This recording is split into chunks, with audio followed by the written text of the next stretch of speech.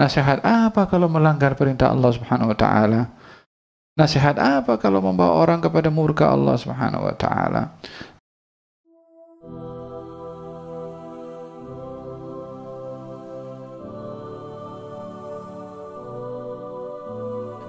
Bismillahirrahmanirrahim. Alhamdulillah, salatu wassalam ala sayyidina Rasulillah Muhammad bin Abdullah wa ala alihi wa sahbihi wa man walah. Nawaina at-ta'allum wa at-ta'lim, tadhakkur wa at-tadhkir wa an-naf' wa al-intifa' wal ifada wal istifada wal hath ala at-tamassuki bi kitabillah wa sunnati nabiyhi wad dalalati ila al-khair wad du'a ila al-huda ibtigha'a mardatillahi wa qurbihi wa thawabihi. Amin. Allahumma amin. Ayat masih memperbahaskan tentang sifat-sifat golongan munafiqun. Di zaman baginda Rasulullah sallallahu alaihi wasallam terdapat 3 golongan. Golongan yang pertama orang-orang yang beriman yang dipimpin oleh baginda Rasulullah sendiri. Yang kedua golongan munafiqun yang diketuai oleh Abdullah bin Ubay bin Salul. Dan yang ketiga golongan orang-orang kafir. Golongan orang-orang kafir ini merangkumi kepada penyembah berhala, termasuk daripada ahlul kitab juga.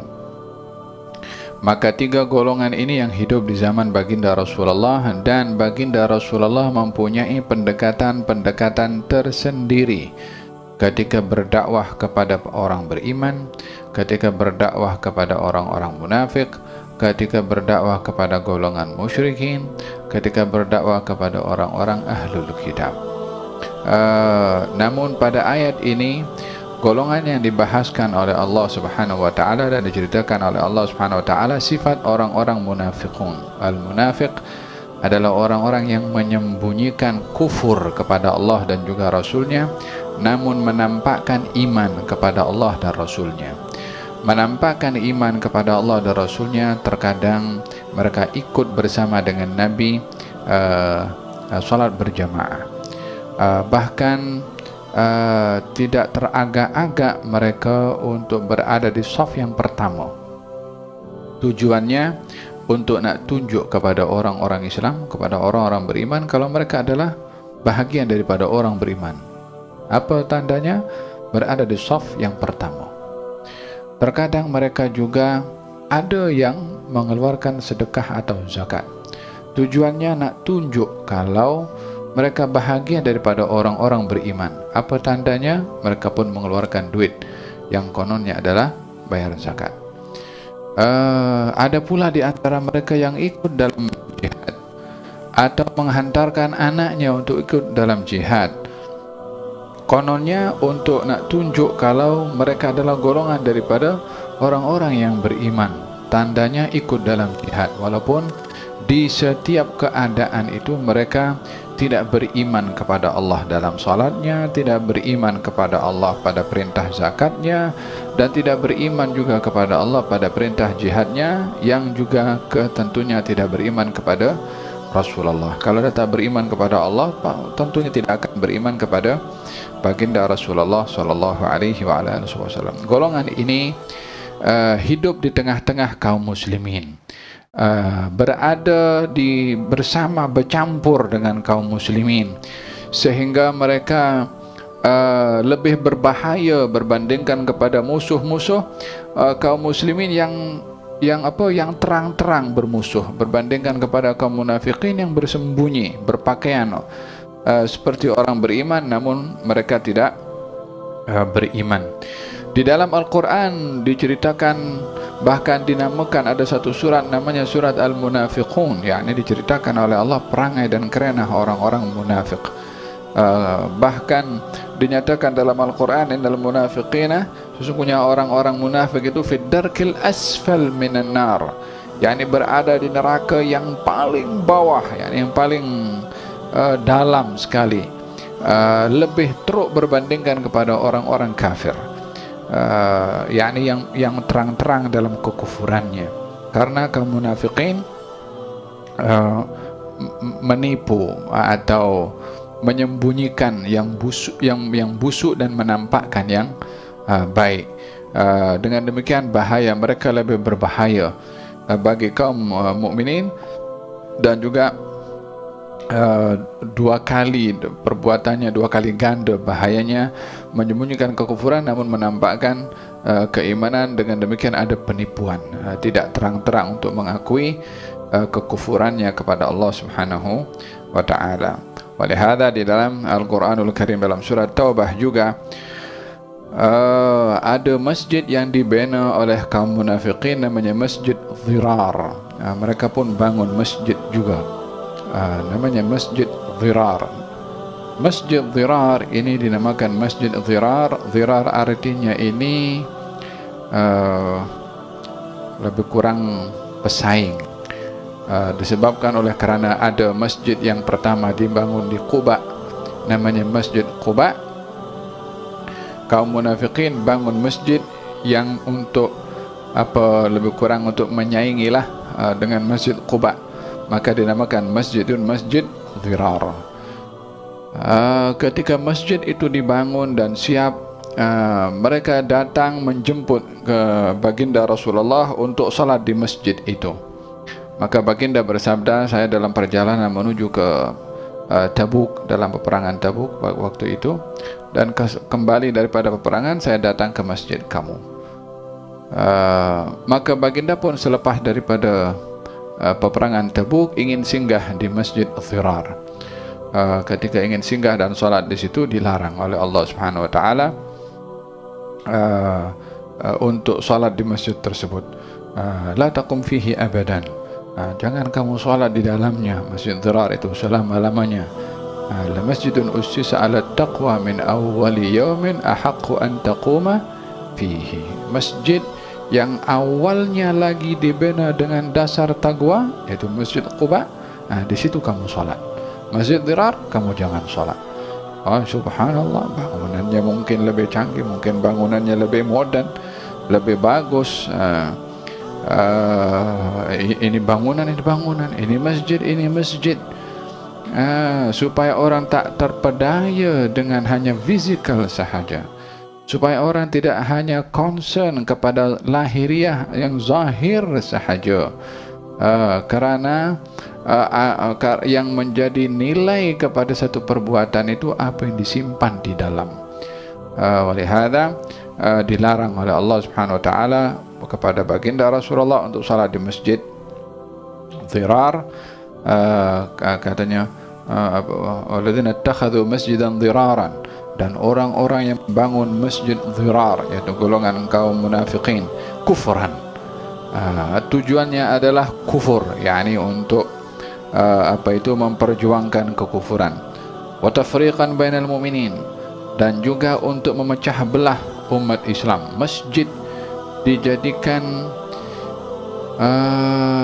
tempat untuk memecah belah umat Islam. Ya Allah, masjid ini kan tempat untuk menyatukan umat Islam, ya kan? Masuk masjid tak ada siapapun backgroundnya, latar belakangnya. Masuk masjid semua jadi tamu kepada Allah.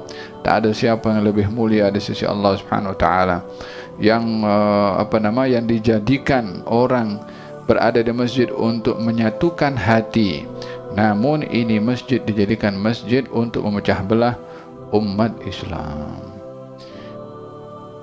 Maka kalau masjid yang asalnya dijadikan sebagai penyatuan umat Islam sudah berubah menjadi pemecah belah umat Islam, maka tidak lagi menjadi masjid.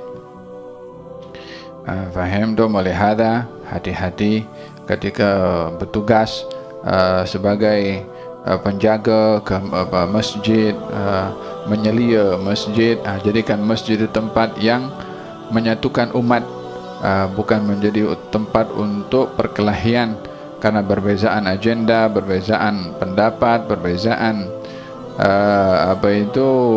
pegangan, sehingga ini masjid untuk golongan ini je, yang lain tak boleh masuk.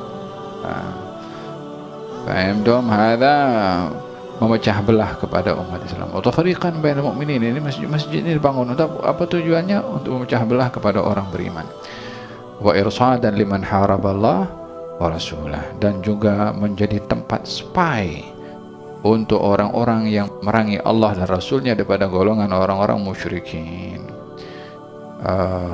Jadi jadikan masjid sebagai tempat intelijen untuk curi informasi, untuk disampaikan kepada kaum musyrikin.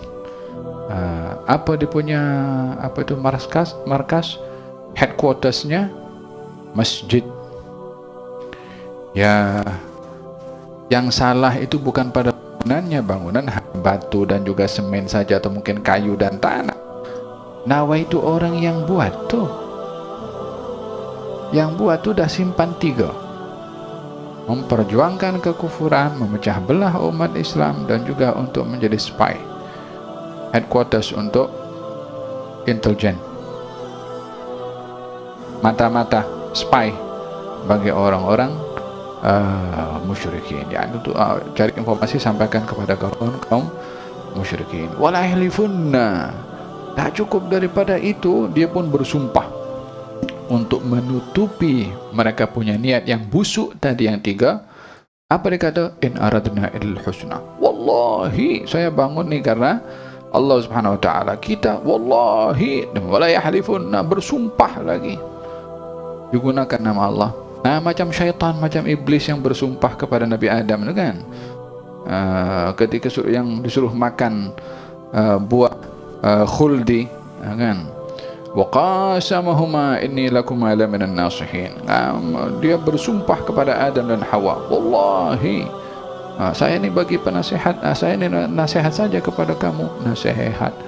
Nasihat apa kalau melanggar perintah Allah Subhanahu wa taala? Nasihat apa kalau membawa orang kepada murka Allah Subhanahu wa taala? Tapi orang-orang yang dia tak punya iman, yang tak ada takut kepada Allah Subhanahu wa taala, tak peduli nama Allah, nama Rasul, nama apa, kalau perlu pakai serban tipu orang. Kalau perlu nak pakai pakaian agama, kalau perlu nak pakai pakaian orang yang nampak kemas, smart.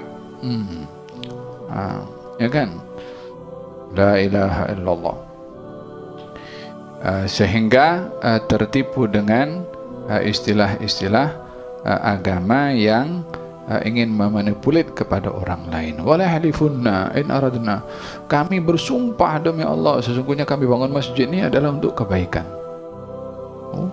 Apa kebaikannya? Memperjuangkan kekufuran. Ini kebaikan. Memecah belah. Kebaikan. Kemudian untuk jadi spy, kebaikan. Falsafah apa kalau ini baik ini? Kalau kufur baik, semua baik. Yang tak baik apa? Golongan seperti anak ini sepanjang zaman ada punya perangai memperjuangkan kebatilan yang dipakaikan dengan pakaian yang baik. Hada berkenaan dengan sifat orang-orang munafik yang ada di zaman itu, yang menjadi musuh di tengah-tengah kaum muslimin. Maka Allah Subhanahu wa taala menceritakan tentang itu masjid yang dibangun, diperintahkan oleh Nabi untuk dirobohkan. Masjid dirobohkan. Ya, untuk apa dibangun masjid kalau memecah belah umat Islam? Untuk apa ada masjid kalau untuk bermusuh-musuh? Untuk menjadi spy? Dirobohkan oleh Nabi SAW masjid. Kekal Masjid Quba yang ada sampai sekarang itu. Kalau tengok Masjid Quba, ingat kepada masjid yang dirobohkan oleh Nabi SAW, yaitu Masjid Dirar. La masjidun ussisa ala taqwa, masjid yang dibangun dengan dasar taqwa, ikhlas lillahi ta'ala, menyatukan umat Islam, menyatukan hati, visi, misi, menjadi tempat untuk perdamaian, menjadi tempat untuk kebersamaan, menjadi tempat untuk agenda agama saja, tak ada agenda-agenda yang lain. Di situ kamu sholat. Ahaqqu an taqumu fi, di sini kamu sholat. La ilaha illallah.